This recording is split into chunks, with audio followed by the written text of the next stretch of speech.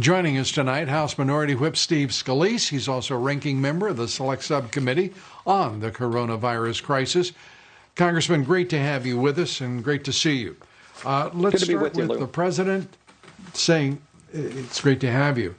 The president saying that's it, ordering his representatives and specifically the negotiators with the House to end all negotiations with Pelosi and the House Democrats because he finds them intractable, and there will be only negotiations resuming after the election. Your reaction to his decision? Well, Lou, I applaud the president's patience in trying to get an agreement with Speaker Pelosi. The problem's been she's always moved the goalpost. And if you just look at the bill she passed just a few days ago on the House floor, it shows how unserious they are. They literally had billions of dollars in there for people here illegally to get $1,200 checks from the taxpayers of America. They had that money in the bill. They had over $250 billion to bail out failed states. We've been fighting just to get relief to small businesses and families who are struggling. If you look at HEROES Act 1 versus the latest HEROES Act, she actually defunded police by $600 million from one bill to the next, but fully funded illegals, Lou. That makes no sense. President Trump said enough's enough. I want to help families. I'm not here to give billions of hard-earned taxpayer dollars to people here illegally.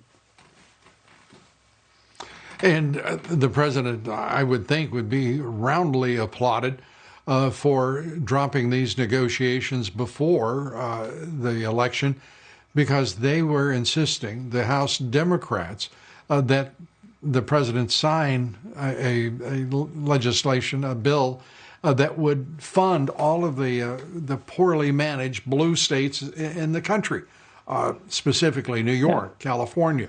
And we're talking about a huge commitment that would have amounted in time, certainly, to well over $1 trillion by itself. Right. And these are self-inflicted wounds. Look at New York. They're shutting their whole city down again in the city of New York. Businesses are fleeing New York in droves because you look at the states that are saying, look, we know the virus is out there.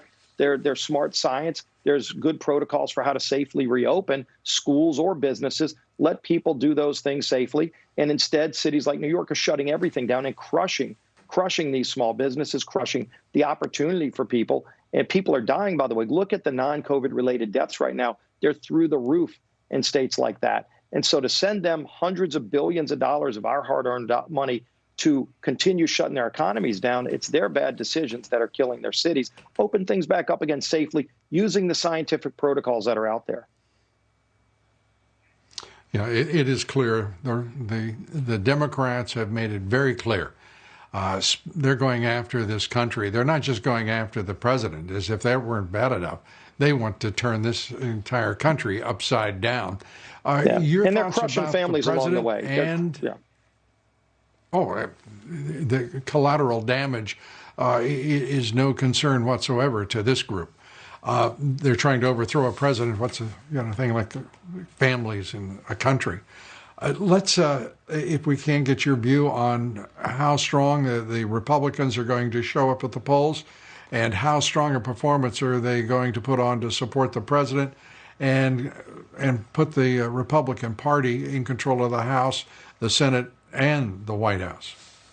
Lou, the enthusiasm continues to be off the charts for Republicans. I get to go to a lot of these swing districts in the swing states, and I was in Michigan and Minnesota just recently. I've been to Florida recently. You see so much tremendous enthusiasm for President Trump and for our House Republican candidates who are trying to win back a lot of these seats, where a Democrat ran saying they were going to be pro-life, pro-gun, and vote against Pelosi, and they've got an F rating with National Right to Life, an F rating with the NRA, and they're voting down the line with Pelosi and AOC. It's not selling in a lot of those places.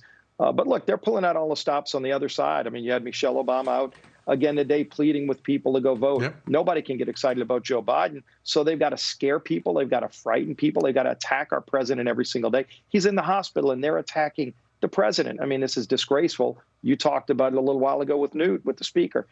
People see this, and it's angering a lot of folks who are saying, I might not tell a pollster what I'm doing, but I'm showing up and I'm voting for Donald Trump. You bet. And the Democrat Party, whatever else it is, it has become the party of hate. Congressman, great to have you with us.